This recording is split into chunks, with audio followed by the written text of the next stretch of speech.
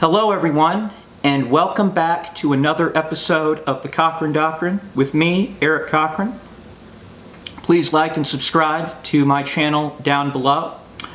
Welcome to Why I Will Always Support Israel, Part 2, or the Israeli-Palestinian Conflict Explained. If you haven't already, I would encourage you to go back and watch my previous vlog, which I did earlier this year, in honor of Israel turning 75. I had been working on this current vlog right here, right now, long before now, but never quite got around to it. However, following the terrorist attacks this past week, I am going to finally upload this vlog. So, I'm just going to start off by saying that I will admit that when I was younger, up until about my sophomore year of high school, I was somewhat sympathetic to the Palestinians and their struggle. But after taking AP World History, my sophomore year of high school, and also having seen the movie Munich, which came out around the same time, I will say that during AP World History, we spent about a whole week learning about this struggle. I will have to say that my attitude towards the Palestinians has definitely changed. As far as I am concerned, Israel having the right to exist is fundamental to identifying as a Christian, and in my particular case, as a Catholic. And the fact that for so many years, Israel has sought peace with its neighbors, who to this day remain committed to destroying them, shows me the true colors of this conflict, as it should anyone. And I am going to go ahead and articulate this whole conflict as best I can in this vlog. So, just for starters, those of you who do not know, the formation of modern-day Israel can be traced back to the late 19th century with the new Zionist movement that began with Jewish scholar Theodor Herzl. With growing anti-Semitic relations across Europe, there began a universal movement for Jews to return to their ancient homeland. This was, of course, at a time when huge waves of Jews were immigrating to the United States to basically get away from the anti-Semitism, which, by the time World War II rolled around, would conclude with the final solution. At the same time that Jews were immigrating to America in the late 19th into early 20th centuries, they were also immigrating to the region of Palestine, which was then part of the crumbling Ottoman Empire. Initially, Jews in the region were accepted. They purchased the land, and with the Jews, they brought their intellect, their ingenuity, and the buildup of infrastructure.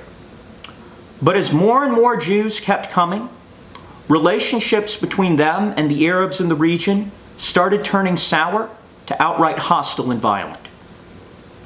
Soon, the First World War would break out, with the Ottoman Turks joining the German side, who of course lost. Within the last 5 years, I have read this book, Lawrence in Arabia, War, Deceit, Imperial Folly, and the Making of the Modern Middle East. I would highly recommend it. If there was one imperial motivation World War I had in Europe, it was whoever was victorious would have control of the Middle East when the war was over. Right after New Year's of 1916, before the United States entered the war, the Allied powers of Britain and France drew up their plans to divide the Ottoman Empire in what became known as the Sykes-Picot Agreement. The Arab revolt, led by British intelligence officer Captain Thomas Edward T.E. Lawrence, Lawrence of Arabia, would be instrumental in the victory over the Ottoman Turks. The vast majority of this territory, occupied by the British after World War I, the British Mandate of Palestine, eventually became Jordan. A small portion of it became Israel over the course of the next 30 years. Since the year 1936, understand that there have been 5 times a two-state solution has been proposed between the Jews and the Arabs within the disputed territory that Israel now covers. The first proposal was made that year amidst a strike which eventually turned into a violent revolt that the Arabs continued for 3 years. This first proposal, known as the Peel Commission, under the British ambassador Benjamin Peel, made the following offer. As tiny of a nation as Israel is, it would have been even smaller than it currently is if the Arabs had taken this offer. The Arabs were basically offered a territory 5 times the size of Gaza and the West Bank, which the Jews were content with, by the way. But the Arabs said, no, there will be no Jewish state here. So I would say that was their first of 5 rejections.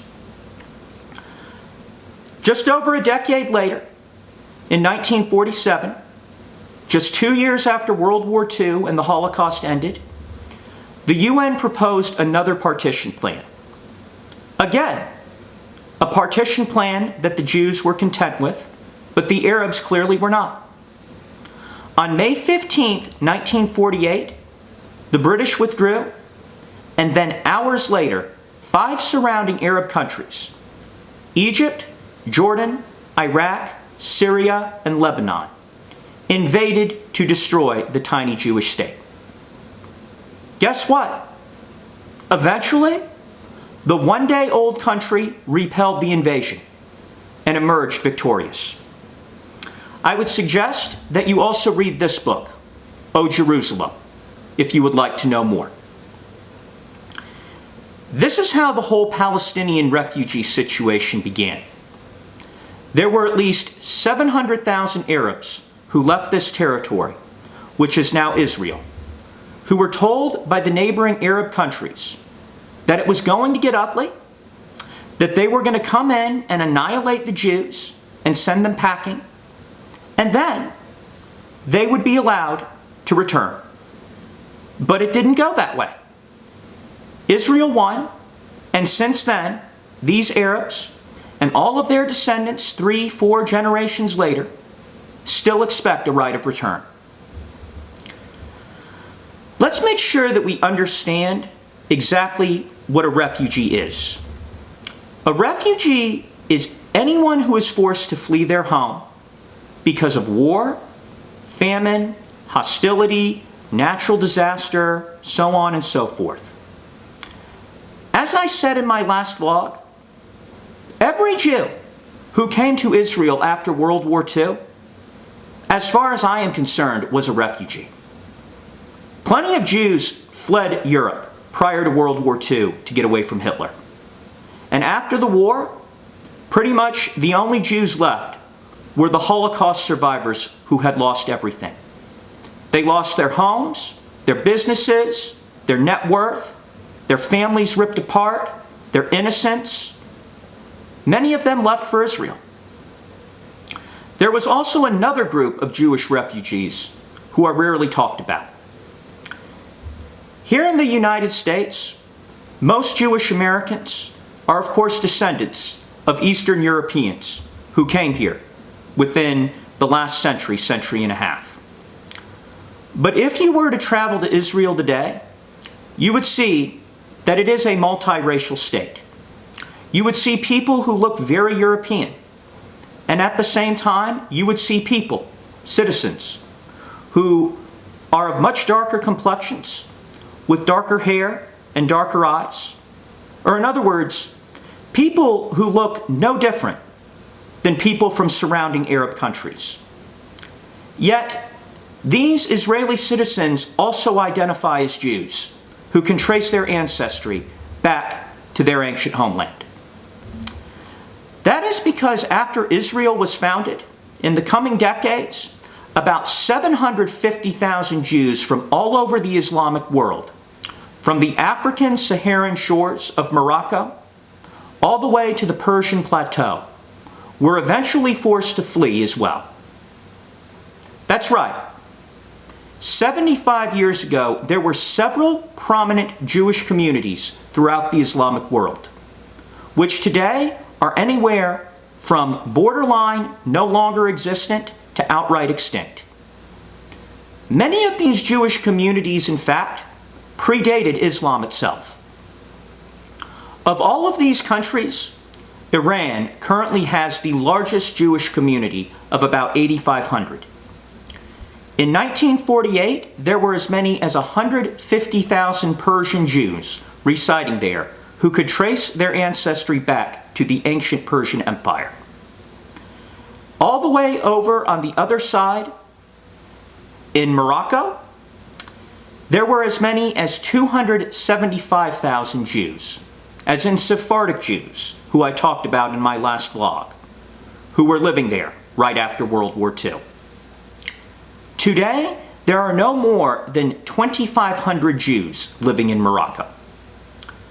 Moving on to where other Jewish communities are practically extinct, in Iraq, particularly Baghdad, there were 150,000 Jews living there 75 years ago. They were 1/3 of the city's population. Egypt was home to 75 to 80,000 Jews. Yemen was home to 50,000. The number of Jews that are left in these three countries today, you could count on one hand. In Libya, there were just over 30,000 Jews right before the outbreak of World War II, none of whom are left. Nearly all had left by the time Gaddafi came to power in 1969, who, as a sworn enemy of Israel, confiscated all Jewish property, banned Jewish immigration, and destroyed a nearly 1,000-year-old synagogue. Believe it or not, there were even Jewish communities in Afghanistan as recently as a few generations ago.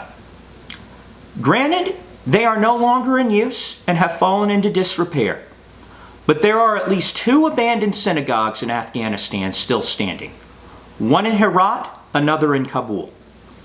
The same can be said for all other countries I named. Jews might be nearly all gone, but abandoned synagogues and Jewish cemeteries remained. This man right here, Zablon Simantov, and one of his cousins were the last 2 Jews living in Afghanistan within the last 3 years.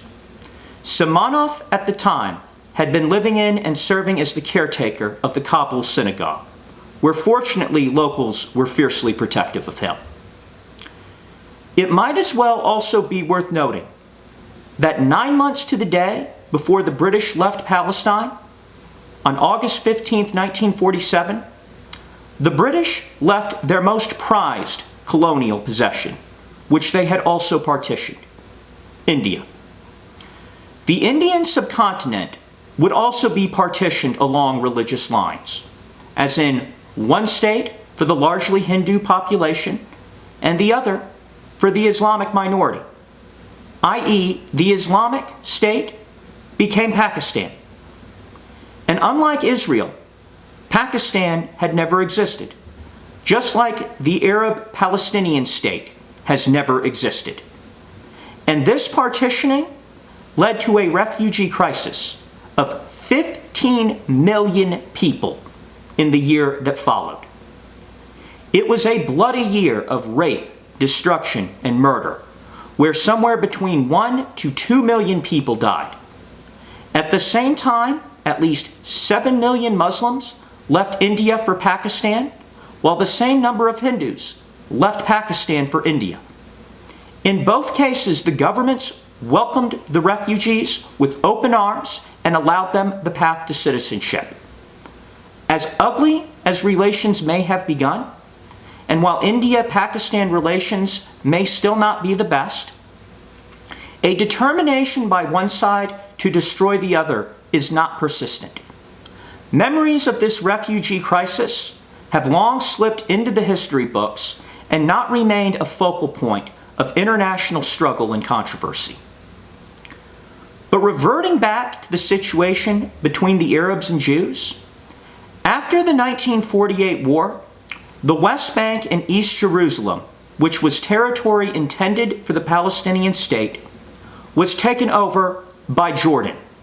Not by the Palestinians, by Jordan. 19 years later, in June 1967, Egyptian President Gamal Abdel Nasser threatened to destroy Israel once more. Jordan and Syria joined the fight. Israel was prepared, launched a preemptive airstrike, and shocked the world in a stunning victory. The Six-Day War, as the conflict came to be known, would enlarge Israel's territory and send many more Palestinians fleeing. The Golan Heights was seized from Syria, the West Bank from Jordan, and Egypt lost Gaza and the Sinai Peninsula. Afterwards, Israel was split on what to do with the West Bank and Gaza. Some felt that it should be returned to Jordan and Egypt, respectively, in exchange for peace. Others felt it should be given to the area's Arab refugees, who were now calling themselves Palestinians, hoping they would build their own state in 1948. I would say this was the third offer. And 3 months later, on August 29th, the Arab states met with the following response after meeting in the Sudanese capital. 3 no's. No peace, recognition, or negotiations with Israel. Rejection number 3. 2 years later, in 1969, of course, Nasser gave his account of what happened. There was a war in 1948. Some people, under the Israeli propaganda, accuse us of beginning this war, which is not true. I saw that in many of the newspapers and magazines in the United States. In 1948, well, there was the partition. There was the Palestinian state and the Jewish state. Before naming the Jewish state, this was decided in the United Nations. And on 15th of May, Britain decided to leave Palestine. Before the 15th of May, 1948, the Israelis attacked the Palestinian state. They occupied Jaffa. They occupied Akka. They occupied many territories of the so-called Palestinian state, which was really said by the United Nations. Well, this was the reason of the first war. The Arabs went on, of course, to secure the Palestinians and to help the Arabs in the Palestine state. What happened after that? There was the armistice agreement. But also there were United Nations resolutions by that time, after the war and during the war, that the refugees, the Palestinians who were expelled out of their country, return back and have compensation about the damages. Israel refused to implement this resolution. Then there was a resolution for a conciliation committee, and the Israelis agreed and the Arabs agreed to attend this conciliation committee. This was on 49. We went there. The committee was formed from the United States, France, and Turkey, and still the committee until now in the United Nations. But after the first meeting, the Israelis refused to talk about the rehabilitation of the Arabs or the return of the Palestinians. This was the reason. We were insisting about the rights of the Arabs, of Palestinians, according to the United Nations resolutions. The Israeli refused, and that's why the problem continued for 20 years. Also in 1969, Yasser Arafat, who isn't even a Palestinian, became the head of the Palestinian Liberation Organization, PLO. The decade that followed was, of course, when terrorism began. The most notable attack of which occurred at the 1972 Olympics in Munich, Germany, where the Black September members infiltrated the Olympic Village and killed 11 Israeli athletes and coaches. Airline hijackings were also a constant threat that the Arab countries endorsed. Perhaps the two most notable hijackings were Lufthansa Flight 615, 2 months after Munich. Flight 615 was bound for Frankfurt when Black September diverted it to Tripoli with support from Gaddafi and then ordered the 3 surviving Munich terrorists who were being held in jail released. The German government agreed, much to Israel's disgust. In 1976, Air France 139 was the other, leaving Tel Aviv and diverted to Uganda, then under the dictatorship of Idi Amin. What followed was Operation Entebbe, a miraculous rescue of the over 100 hostages by Israeli commandos.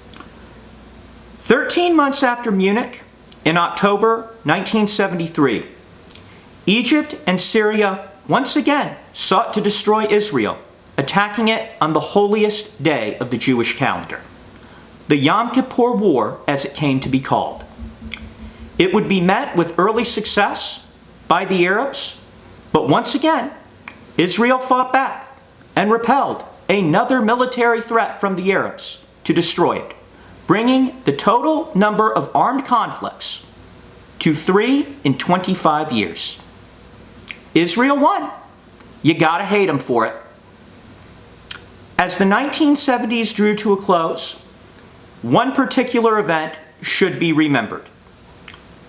While our country's 4 years under Jimmy Carter will always be dominated by inflation, energy shortage, and the Iranian hostage crisis, I think we can all agree that he helped navigate one of the most difficult and most triumphant peace agreements of the 20th century.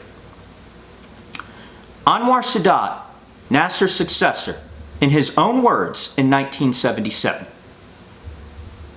Is that something you could consider, that you could bend the line here and there? Not at all. Not at all. As I told you, no Arab leader can submit 1 inch of our land that was occupied after 1967. Israel can have whatever she asks as guarantees. And to the extent, I have said, that if they choose to have a defense pact with the United States, we shall not oppose this. As a general idea of the guarantees, there can be a demilitarized zone on both sides of the borders on reciprocal basis. All the way around the border? Yes. Sinai, Golan, West Bank? West Bank, and Lebanon also. We can have a system of early warning stations or so. I myself, from my side, from the side of Egypt, I'm ready to consider the size of Israel and the size of Sinai in marking the demilitarized zone. But mark this, I'm not ready at all to submit 1 inch of my land. And submit 1 inch of his land he did not. At Camp David on September 17, 1979, Sadat and Israeli Prime Minister Menachem Begin reached the following agreement. Begin said, "We are leaving the Sinai Peninsula after 12 years of occupation." Note that the Sinai is larger than Israel itself. Oil had also been discovered there over the course of the past decade. The Israelis handed over all of the refineries and the pipelines back to the Egyptians. All Begin asked in return from Sadat was, after 30 years, is this it? Will you, on behalf of the Egyptian people, respect Israel's right to exist? Sadat agreed. And you know what? He was killed for it. Within the next 2 years, he was assassinated by jihadists who resented this decision. By the 1990s, the U.S. under the Clinton administration began more efforts to reach peace in the now 45-year struggle between the Israeli and Arab states. On October 26, 1994, Jordan under King Hussein and Israeli Prime Minister Yitzhak Rabin signed a peace agreement. A year earlier, President Clinton hosted Rabin and Yasser Arafat during Phase 1 of the Oslo Accords. Phase 2 would be signed 2 years later, in 1995. In a rather embarrassing moment for the Israelis, Prime Minister Rabin was assassinated by an extremist on November 4th, 1995. Over the course of the next few years, the Oslo Accords would be considered a major failure. But that didn't stop the Clinton administration from trying one last time in its final year. For 2 weeks in July 2000, only 14 months before 9/11, then Israeli Prime Minister Ehud Barak met with Arafat at Camp David. Barak proposed to Arafat all of Gaza and 94% of the West Bank with East Jerusalem as its capital for a Palestinian state. Arafat would not take it, much to President Clinton's disgust. I would say that was rejection number 4. And over the course of the next 5 years, a series of suicide bombings followed, where over 1,000 Israeli citizens would be blown up on buses, in nightclubs, in restaurants, and thousands more maimed as a result. Arafat died in 2004. The following year, between August and September 2005, Israeli forces finally withdrew all Israeli citizens from their homes in Gaza as a last-ditch effort. 8,000 Israelis were evicted from their homes, their settlements demolished, and given resettlement compensation. Did the Palestinians start building a state there? No. Hamas has taken over the territory to fund terrorism and continuously fired rockets into Israel. In 2008, the new Palestinian leader, Mahmoud Abbas, met with the Israeli Prime Minister, Ehud Olmert. Olmert expanded on the previous 2000 offer, and Abbas rejected it. I would say that is rejection number 5. As I mentioned in my previous vlog, it's hard not to defend Israel as an American citizen when it's the one country in the entire Middle East that allows its citizens more rights than any other. I hope anyone with any common sense can see a pattern of who is willing to negotiate and who isn't. I will not accept the notion that Israel has not tried to coexist with its neighbors since day one, nor that they will cede land for peace. I'm Eric Cochran. Thanks for watching.